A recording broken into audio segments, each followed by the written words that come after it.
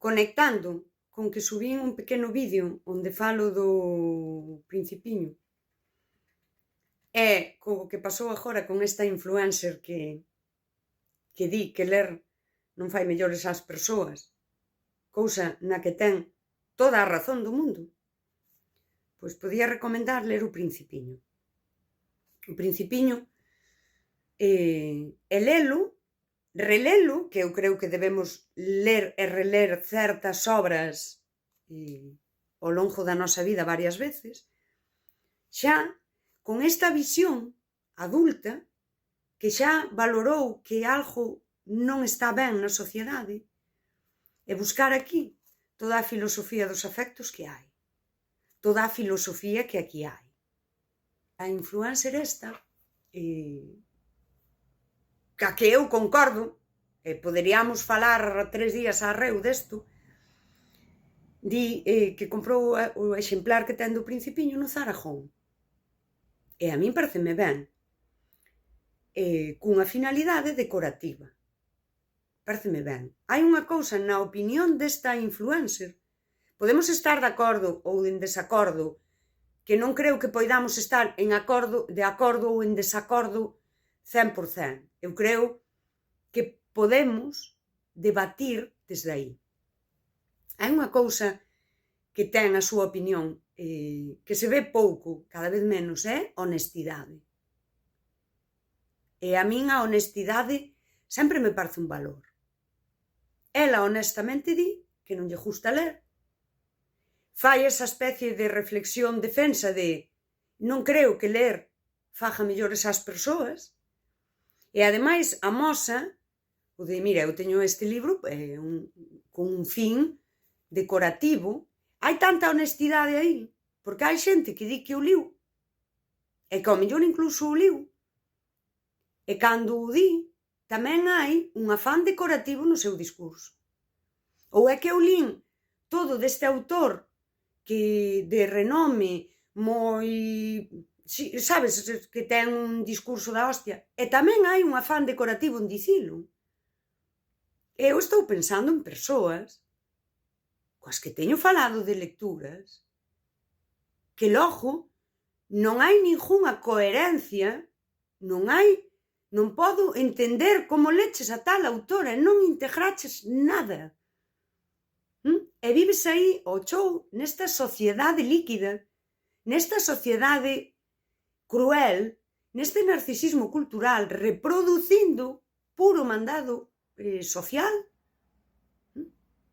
E enchese a boca dicindo que leches a tal autor e a tal autor. Moi ben. Igual que a influencer puxo ali o Principiño de decoración.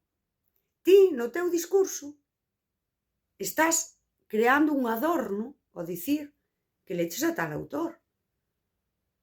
Falaba eu desa idea de cando o Principiño de algún xeito lle explica ao raposo que hai que facer para ser amigos. Home, volvamos sobre diso. E como o Principiño lle explica claramente, se ti ves todos os días ás 4, eu ás 3, comezarei a estar contento. E iso, de verdad, 3 liñas, din claramente que se ti tes presenza, és constante na túa relación comigo, eu vou estar ben. E viceversa. Daquela, ao mellor ti leches o Principiño e non ves sempre ás 4. Un día ves ás 4, outro día ves ás 5, outro día non ves. Outro día ás 3, cando comezo a poñerme contenta, mandasme un WhatsApp para dicir que ao final non sei que che pasou. E logo ves 4 días ás 3 e 4 días desapareces. Queima o libro do Principiño. Ou manteno de adorno como esta influencer. Está ben. Non pasa nada. Hai tanta honestidade no que ela di e hasta me parece mal que agora haxa xente por aí dicindo, mira, que como se fose ignorante, puros raposos que non veñen sempre ás 4. Puros ricachóns que contan estrelas para mercar máis estrelas e dicir que son os donos das estrelas. Puros bébedos que beben porque lles dá vergonza beber. Non sei, ao mellor temos que reler o Principiño. Podelo comprar na vosa librería de confianza ou no Zara Home, que me parece fantástico. Paréceme fantástico, paréceme poético, paréceme para abrir á reflexión que unha tenda de referencia na decoración venda un exemplar precioso do Principiño, por certo.